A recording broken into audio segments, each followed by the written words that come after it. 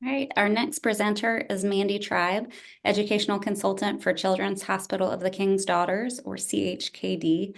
Mandy has 42 years of experience as a special education teacher, 13 of which were with the state-operated school program at CHKD.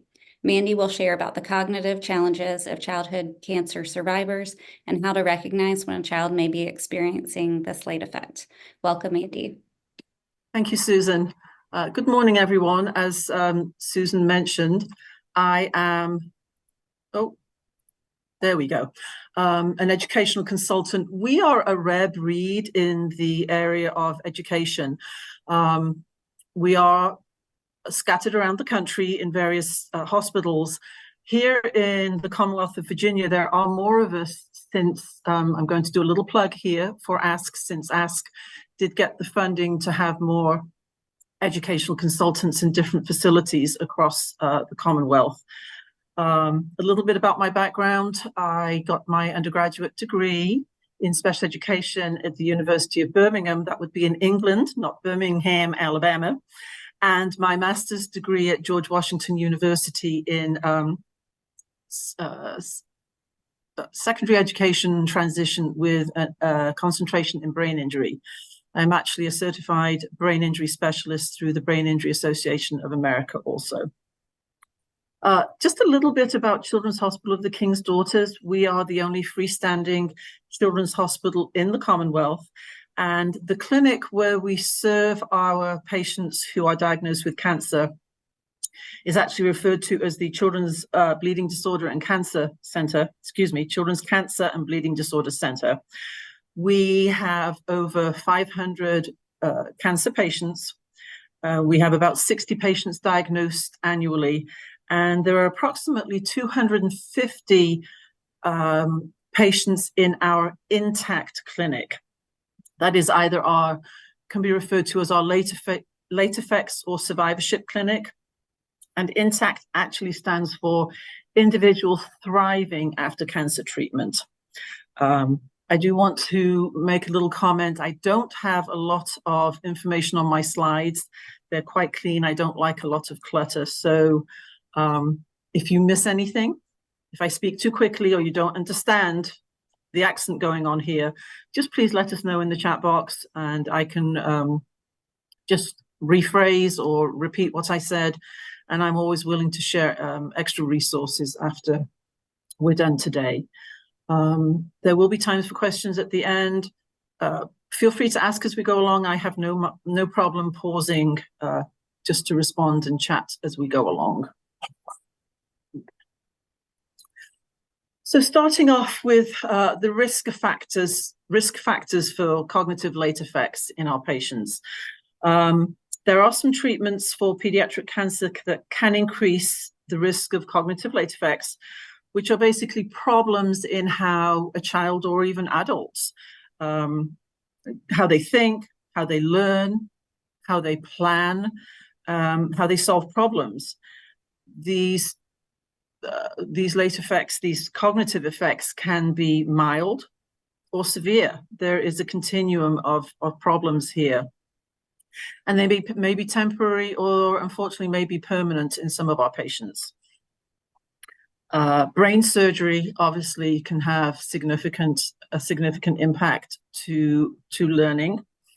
Radiation, particularly radiation to the head, to the neck, or even the upper spine, as has been mentioned previously today, I'm sure, really can result in some significant cognitive concerns.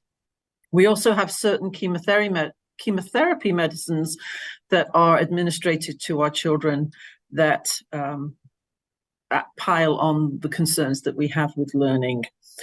Corticosteroid medicines are often given during treatment, but the effect of those kinds of medications are usually mild and, for the most part, pretty reversible. Research has found that females who are treated with cranial radiation are actually at a higher risk for cognitive late effects than their male counterparts, unfortunately. Radiation that is administered at an early age can have can put our children at an even greater increase for cognitive late effects.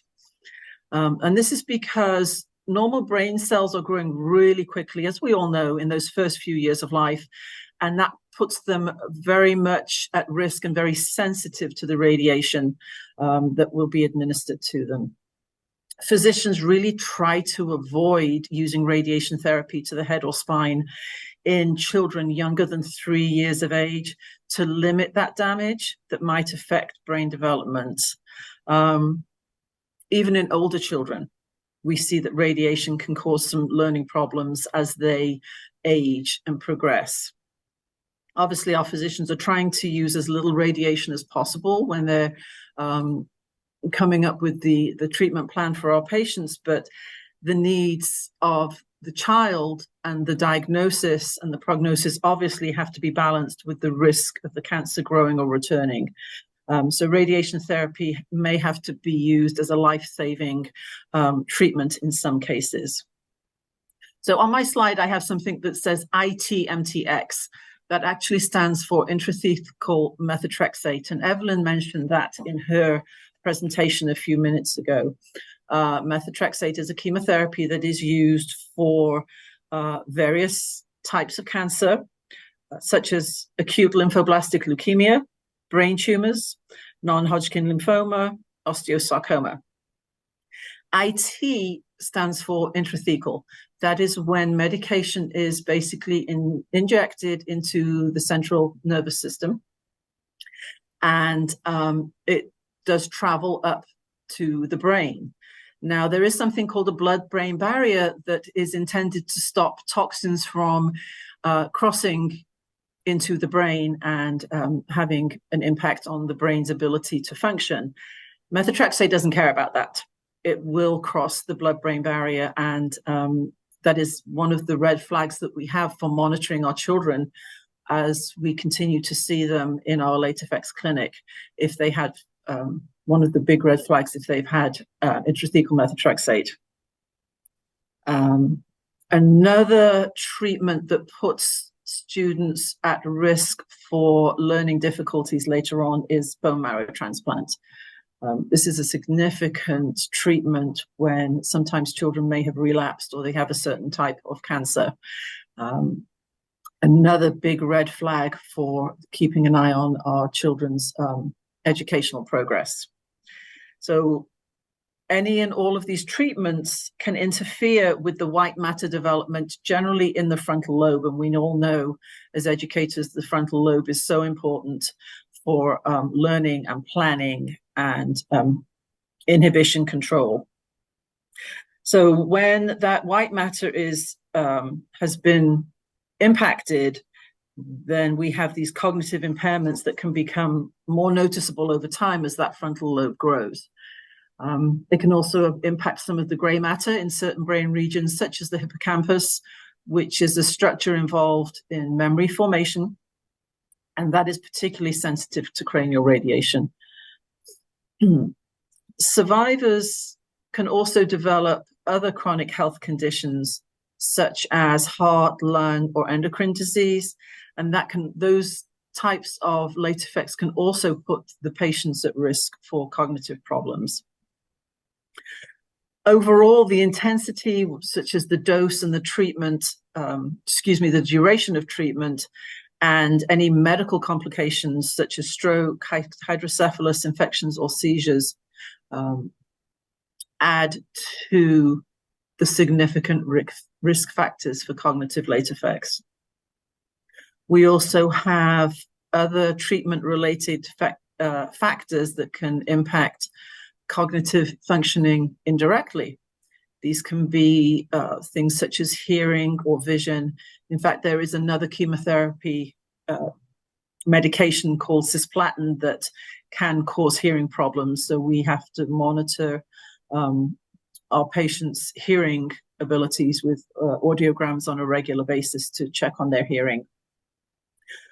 Missed school. As we know, absences from school can have a significant effect on our children's learning, and emotional or social issues. A lot of our children, and I believe once again, Evelyn in the previous presentation mentioned the emotional impact of the physical late effects, but just going through treatment in itself can cause significant emotional concerns and social issues. The ability of these children to form relationships with their peers, to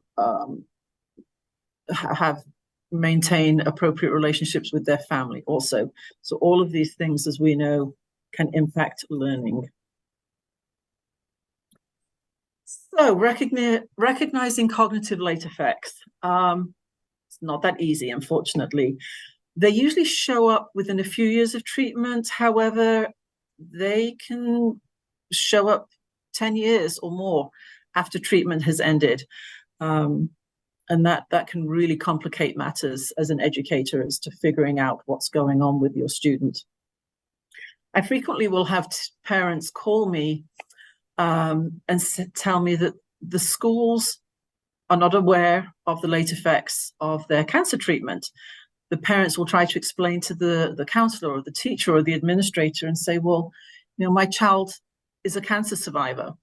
They've had all of these treatments and this is impacting their learning. And a lot of times, because obviously a lot of schools are not aware of this, they'll respond and say, but your child's not on treatment anymore. Well, no, they're not, but they are experiencing these late effects in school. So what kind of difficulties might we be looking at? So generally a loss of function compared to previous abilities, or a lowering of function compared to what could be considered age or developmentally appropriate. For most of our childhood cancer survivors, we're not looking at a loss of skills. It's more a slower rate of learning compared to their peers. They can still learn, they can still develop their skills, but just not as quickly as their classmates. Cognitive late effects are often related to problems in executive function, getting back to that frontal lobe where all of those executive function skills come from. We're looking at working memory, flexible thinking, self-control. These are the skills that enable the child to plan, organize, problem solve.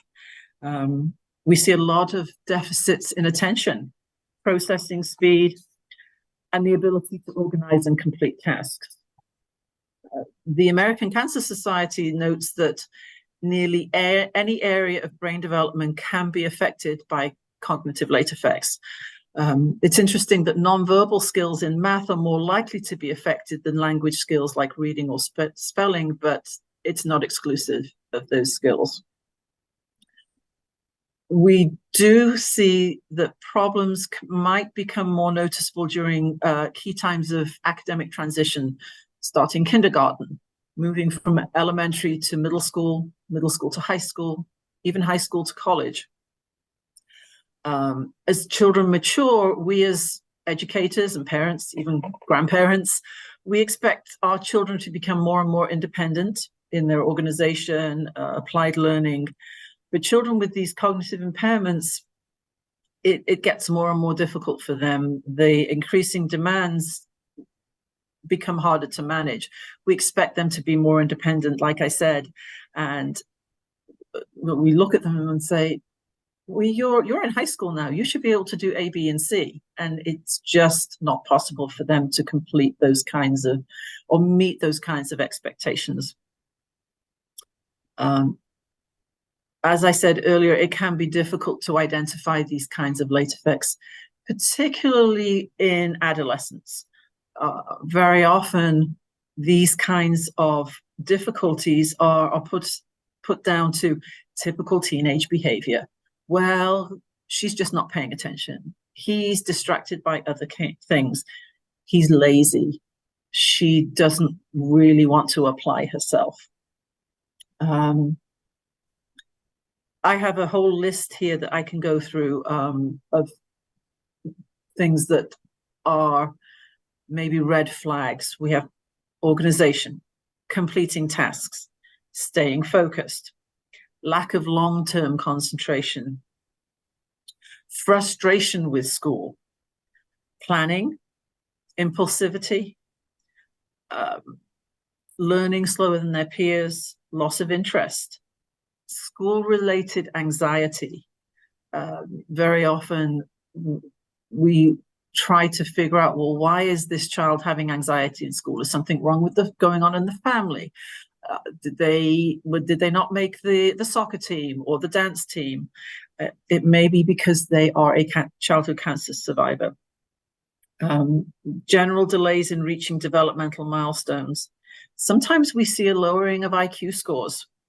Obviously, that's going to vary depending upon the intensity of the treatment. Sometimes poor hand-eye coordination, behavior problems also. And again, that's such a myriad of problems that we need to be on the lookout for on a regular basis. Managing these cognitive late effects, obviously, like any other student with learning difficulties, there's a continuum of services available. Often a Section 504 plan can address the student's needs. A lot of our patients have a 504 plan while they're going through treatment, so many of our parents are aware of what that is. And they're generally quite comfortable looking into eligibility again if they see that their child is having problems later on. Or in some cases, some of them still have the 504 plan and we just make amendments to that. If the 504 is not providing the appropriate support, obviously we're going to want to look into something more in depth, such as eligibility for special education services under IDEA. Generally, if our patients are found eligible, they do qualify under the category of other health impaired. Now, here in Virginia, just back in 2021, the eligibility for a traumatic brain injury was changed. It used to be that it was only a brain injury resulting from an outside force that could qualify a child under that category. That actually the criteria was revised to include strokes, brain bleeds, aneurysms, and brain tumors. So now our children who have brain tumors can be found eligible under the TBI umbrella, which personally I feel that is much more appropriate because it is basically a brain injury. Another important resource that we use is our neuropsychological evaluations. We have neuropsychologists that we refer many of our patients to on a regular basis. Most of the schools I work with in our area here in Hampton Roads do not have neuropsychologists. So these evaluations are very helpful in identifying the needs of our students. They are actually more broader and more in depth than the psychological evaluations that are usually completed by the schools. Mainly because they actually examine brain functions and skills rather than what does the child know. Managing cognitive late effects can also include things such as brain games. There are so many apps out there nowadays that can be used, even for some of us who might be getting a little up there in age, such as Lumosity, Elevate, Peak, CogniFit. Learning new skills, doing puzzles, playing games that involve memory or logic can improve brain health. It's just important that these games or activities progressively challenge the child so that the tasks get harder as skills are mastered. Physical exercise is important for everyone, but in particular, our children who are cancer survivors, and it can help improve brain health and cognitive function. Being active promotes the growth of brain cells, and it can also help manage stress and anxiety, even depression. It also improves the overall health and fitness because of all the other late effects that some of our patients could be experiencing. There are therapy-based interventions that can also help our survivors address weaknesses. Therapists can help the patients use their strengths to cope with any limitations and address specific needs for generally a personalized approach to their care. Some patients will benefit from medication, such as stimulant drugs for ADHD. Sometimes our families are a little loath to go that route. They will often say to me, my child has had enough medication. We've been through enough. We really don't want to go to that unless we absolutely have to. But it's always an option there for our patients to utilize. Very often, it's more appropriate for that kind of medication to be monitored by the PCP or the pediatrician, because in our intact clinic, we only see our patients once a year. So that's just not appropriate for our physicians to be doing that.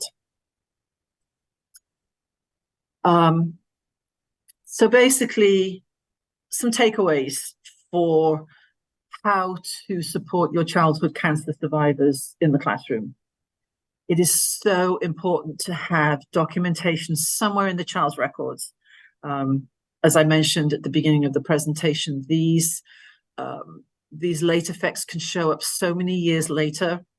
So helping identify the root cause of why these children are having problems is so important. Knowing the diagnosis and the type of treatment they received. Our intact patients receive a copy of their treatment plan that can be shared with their PCP and can also be shared with a therapist or their school. For instance, excuse me, in some of our treatment plans, something such as this might be noted. CNS-directed therapy, placing Mandy at lifelong increased risk for neurocognitive sequelae, which can be progressive even beyond 10 years from completion of therapy. Currently, Mandy is an excellent student in school, but could use some additional assistance in mathematics, which is being taught virtually at Norfolk High School. She was seen by our educational consultant, and we will continue with monitoring of Mandy's academic progress. She has never had neuropsychological testing performed. So something like that would be such a great resource to have in the school records for your cancer survivors. So those takeaways, and just always please be open to the concerns of the parent if they come to you and say, my child is a cancer survivor. Thank you for your time. And do we have any questions, Susan? We do have some questions. So how common are cognitive late effects? Oh, goodness. I feel like I should have some research in front of me. Probably, I would say out of my patients, maybe at least 50%. I think some of the research is saying more than that.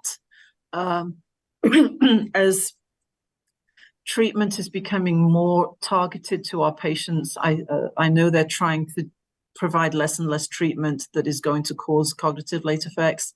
And it is a continuum. We might have some students who have some attention problems, and then other children who have been significantly impacted, particularly our brain tumor patients. I think that you answered this question, but I just want to make sure. Okay. Would ADHD meds help with the executive functioning issues? Yes. Definitely. And then our last question is, how important is it to have an end of treatment neuropsych evaluation of the child to have a baseline to identify late effects in the future? It is very important. We try to refer as many of our patients as possible. Unfortunately, we do not have our own in-house neuropsychologist. That would be wonderful. But we do have two amazing neuropsychologists that we do refer to, one of who actually used to work in the school system. So she knows what the schools are looking for. And I'm not sure if I mentioned, not only do they identify the problems, they are really, really good at giving suggested accommodations that are user-friendly for the schools, for the eligibility committees, for the IEP teams, for the 504 teams also. I'm going to go back to the ADHD question. So to add on to that, would ADHD meds help even without an ADHD diagnosis? So it's kind of like, is it late effects? Are late effects mimicking ADHD? Do they need a diagnosis of ADHD to start ADHD meds? And then this is probably a parent question, should they pursue ADHD meds during or after treatment? I think most providers are going to want an ADHD diagnosis. before prescribing anything. What was the second part? I'm sorry. Can they start or should they start ADHD meds during or after treatment? Um, I'm trying to think if we've had patients having it on treatment. I don't believe many of our providers prescribe it during treatment. I think they prefer to wait until after treatment is done and then just to see how the late effects are impacting. Okay. I'm going to save the 504 question for our educational plan session that's coming up. I'll do one last question and then we're out of time. Okay. So would you recommend the neuropsych eval outside of or in the school? Like from But if you have a neuropsychologist to refer to, it really doesn't matter. As I mentioned, the school systems I work with for the majority do not have neuropsychologists in-house. That's why we refer private. And so would a parent, if they're not at CHKD, say they're at another treatment center, the child's Right. at another treatment center, are those neuropsych recommendations, do they come, who in their treatment center should they ask for a recommendation to? You should be able to ask the provider, social worker, either of those. If they go to see a neurologist, a lot of our patients also see neurologists, so they would be able to help with that also. Now, if you don't have a neuropsychologist that they can be referred to, then obviously go into the school to have a complete evaluation done there and have their school psychologist do their evaluations. Okay. Okay. Great. Thank you.